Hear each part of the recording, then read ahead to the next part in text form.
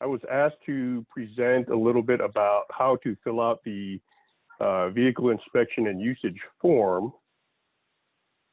So I'm going to show, let's see if I can find it now. There we go. So this, I'm assuming everybody can see the CAP form 73. And let me try to minimize this.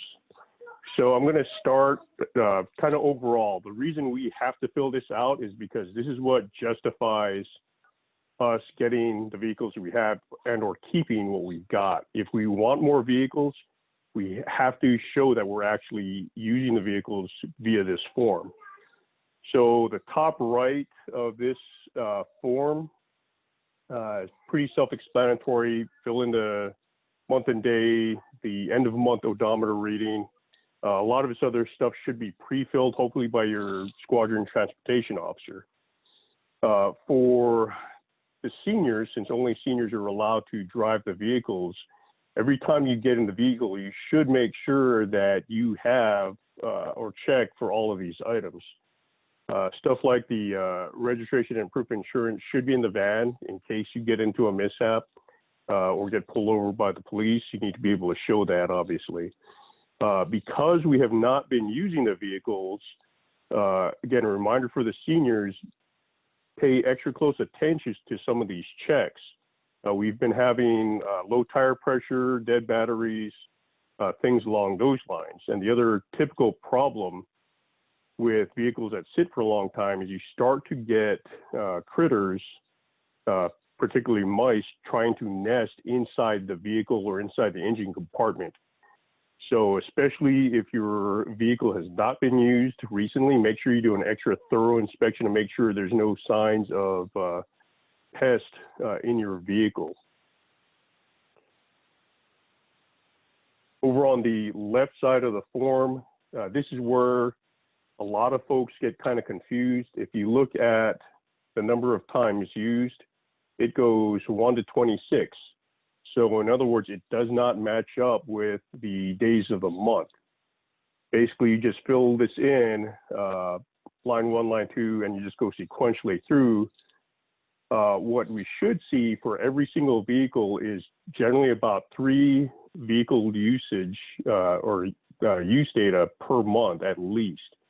That should be the initial vehicle inspection and then 2 car washes. And those 2 car washes can be done using the shell card that's in the binder. So any kind of maintenance or task like the car wash or anything like that, put it in other. And then this number is the number of hours that the vehicle is not available to be used by other people. So like an oil change, if it takes all day, you know, put down 8 hours or 10 hours or whatever it happens to be. It's not just check, you know, one item or one usage. It is actual hours. For the heavier use activities, such as cadet activities, sometimes, like during an airlift weekend, the van may actually be unavailable for other people to use for 2 days in a row, in which case you would actually put 24 hours for each day that that van is being used for those cadet activities. And that will really help justify why we need to keep our vans and why we might need more. I think particularly on an airlift weekend or during encampment, you know, it's pretty challenging to get the number of cadets shuttled around because of the number of vehicles that we may have in any particular location. We have to do 2 or 3 shuttle runs. So if we need or want more vehicles, again, we're going to have to make sure that these hours and the number of times you use it per month is listed on this form. Going on to the back of the form, each time the vehicle is inspected or driven, folks should be filling in the CAP ID. And on this side, if you notice, it actually goes 1 to 31. This does correspond to the day of the month. So on the 6th of, this is from June, I filled in my CAP ID here and under both the driver and the inspector columns. And that the rest of that part is fairly self-explanatory. Again, on the right side of the form, if you look all the way at the bottom, there's a little block for additional comments. If you discovered any kind of problems, but you quickly fixed it, for example, washer fluid low, or hey, the oil was a little low, so you added a quart, go ahead and fill that in the bottom, so that when people look at the left side of this form, where people are noting discrepancies, they'll say, oh, low oil. Oh, gee, what's wrong? Can I even drive this thing?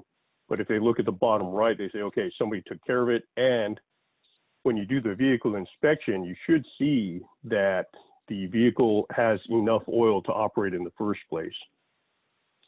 On the left side of the form, again, the discrepancy report, the item number is not the sequential order that you find something. It's not 1, 2, 3, so on and so forth. The item number actually refers back to the right side of the front right side of the form.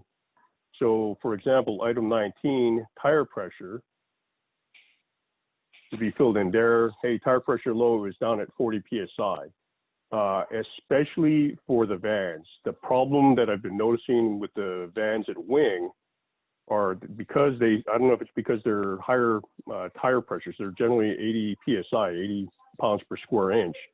They seem to be losing about 5 to 10 psi per month.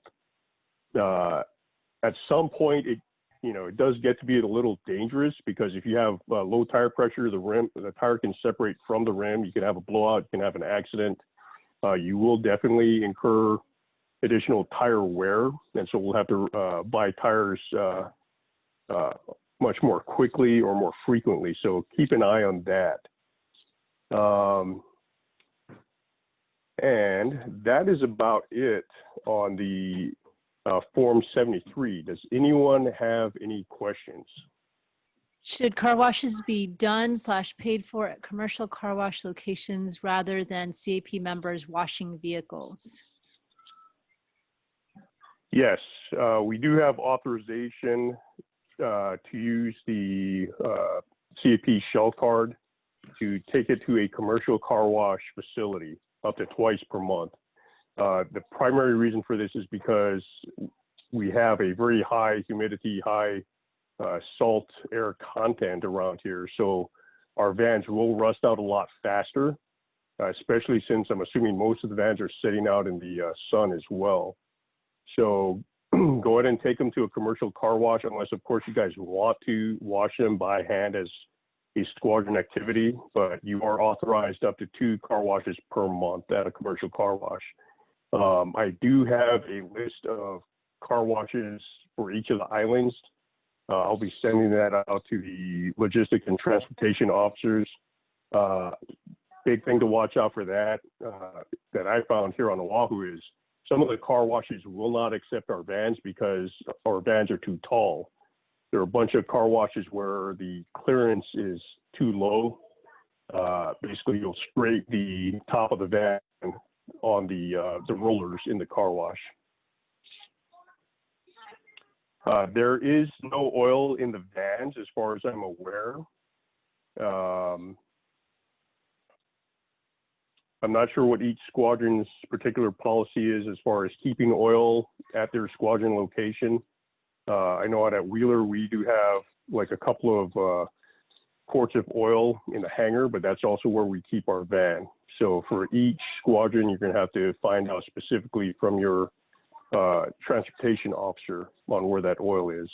And you can use the shell card to buy oil or any other maintenance item for that vehicle. This is Wayne. Does it require just one inspection per day? Or if a second party is, like somebody uses the van in the morning, they do an inspection. If I use it in the afternoon, do I need to do an inspection, even if I wasn't related to that use in the morning? That is a good question. The answer is no.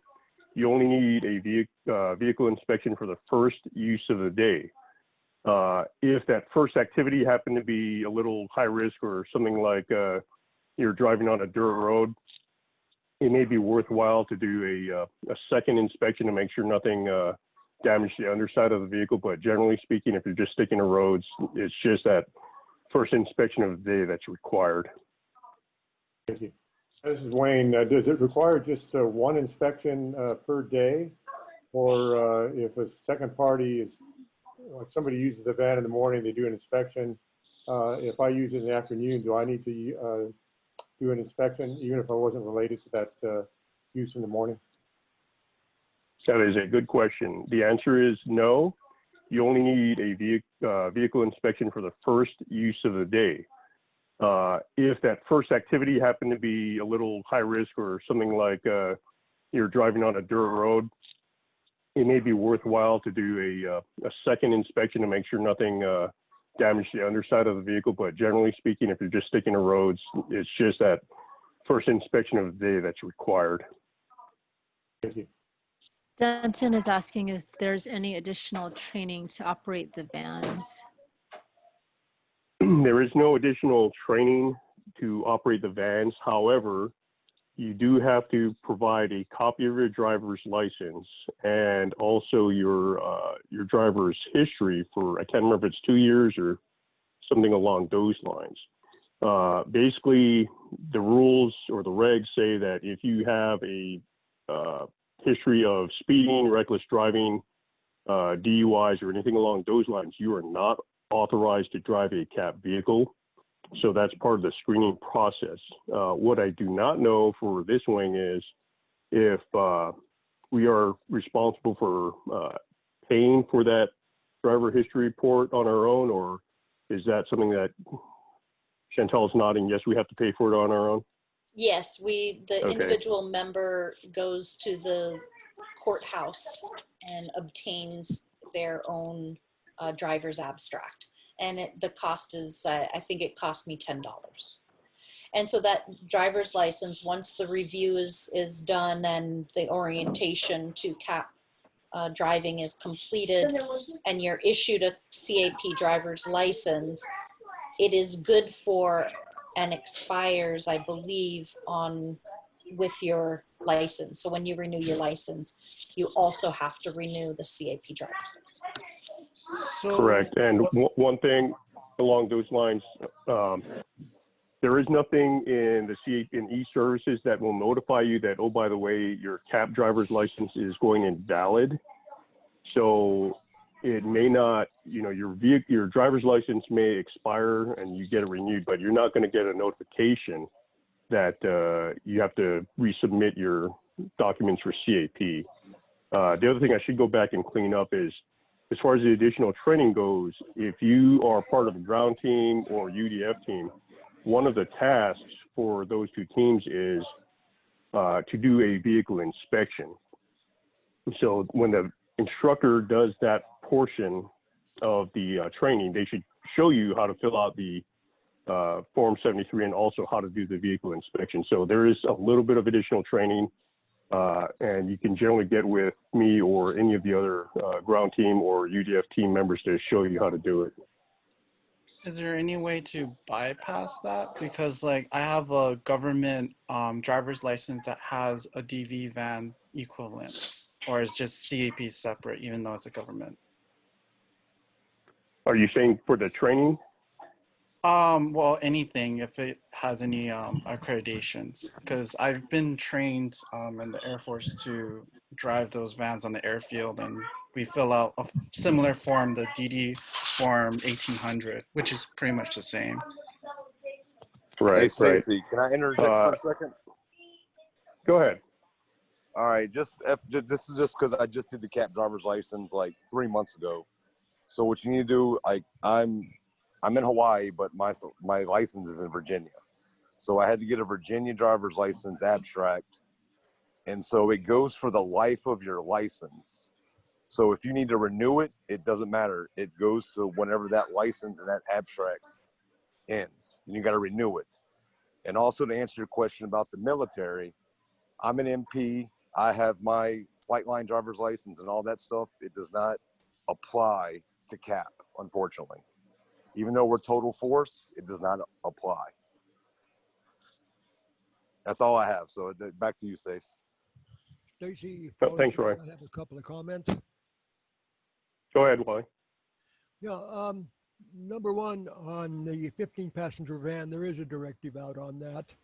And if our folks are unfamiliar with it, I would be very happy to review it on next week's safety briefing. The 15-passenger van does have some special characteristics about rollover and things of that nature that's in the directive. And if you wish, I could bring that up next Tuesday. Okay, yeah, that'd be great. Thanks. Okay, and the other item is Go ahead. item 17 on the checklist, radio mounts. If you recall, we had a mishap recently where an antenna mount fell off and blew a tire on one of our vehicles, destroying the antenna coil and the tire. And so what I'd really suggest there is that if you do have anything that isn't factory attached, so especially like an antenna mount, give that a little extra attention in your pre-flight, if you will, because that particular mishap was most likely preventable, because what we think happened is a cotter pin wasn't replaced, it just simply fell out. So anything that, like a radio antenna mount or anything specially mounted, that should be checked. The mount itself was very solid and well designed. It's just simply a cotter pin was missing. Thanks, Wally. That is a very good point. Along the line of antennas, when you take your vehicle into the car wash, please make sure you remove the magnetic mount antennas. Put it inside the vehicle because the car wash will destroy those things. But yeah, it's a very good point, Wally. To piggyback on Roy Barden's comment about the military CAP relationship as far as vehicle driving, the other thing we have to be aware of is a Air Force member or an active duty military member, if they're not a CAP member, they are not allowed to drive our vehicles. Basically, our insurance doesn't cover them. Conversely, we are not allowed as CAP members to drive a military vehicle. So just be aware of that. Like if base transportation says, hey, I've got a 60-passenger bus available that you guys can use, the military has to provide that driver. Even if you've got a commercial driver's license, you as a CAP member are not allowed to drive that DoD vehicle. Okay, are there any other questions? I have a quick question. I haven't actually done the abstract. So I'm looking at the form right now, and everybody else might have this question too. But so who does it go to the specific attention of? Is that to you, Stacy, or Colonel Lonergan, or who does that go to? You're hesitating. I hate to volunteer myself for this, but I believe the wing director of transportation is responsible for vetting that stuff. In my previous wing, the wing administrator is really nice and would take care of that for us. However, I don't think that's in Renee's job jar. So just go ahead and send it to me. I will check the regs for that until we can get an actual transportation officer to review that stuff. Okay, and then I would just suggest everybody send that to Wing Headquarters, 419 Lila Street, Honolulu, Hawaii, 96819, so that he doesn't have to deal with it at his house.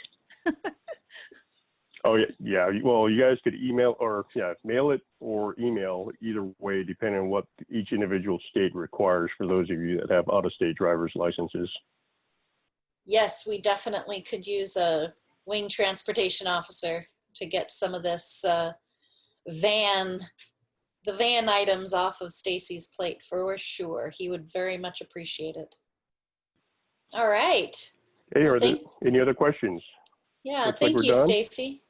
Yeah, thank you so much. I really appreciate your time, and it was really great questions from the group. So thank you everyone for your contributions.